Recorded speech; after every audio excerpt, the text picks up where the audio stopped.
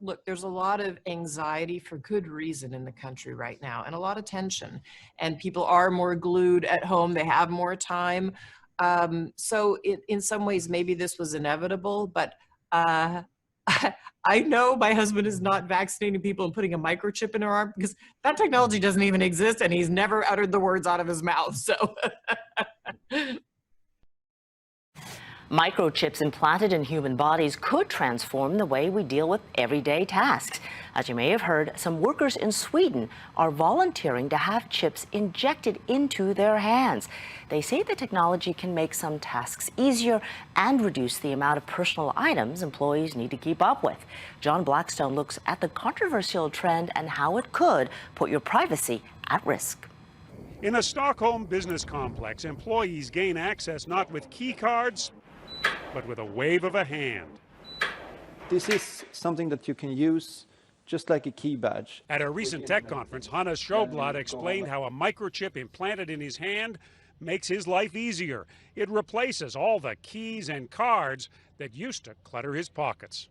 I use this many times a day. For example, to unlock my smartphone, to open the door to my office.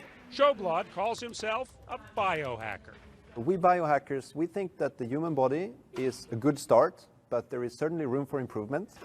The first step in that improvement is getting a microchip about the size of a grain of rice slipped under the skin. Suddenly, the touch of a hand is enough to tell the office printer, this is an authorized user. It felt pretty scary, but at the same time it felt very modern. The microchips are radio frequency identification tags, the same technology widely used in things like key cards.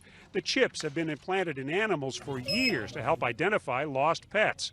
Now the technology is moving to humans, but each touch leaves a digital footprint, and that can compromise privacy. We're talking about a nonstop potential connection to my body. I can't turn it off. I can't put it away. It's in me. That's a big problem.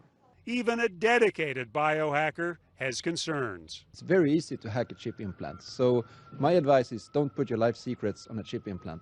But biohackers also predict the next generation of chips will save lives by monitoring health and fitness. For now, being chipped means never having to say you're sorry you forgot your key card. High-end people from? Well, from Here's Tower Bill Watch. Gates. Here we go. Fire it up. Good timing. Well, just a quick comment. We had a good conversation about innovation, how it can help in health, education, impact of foreign aid and energy, and wide-ranging conversation about the power of innovation. Thank you.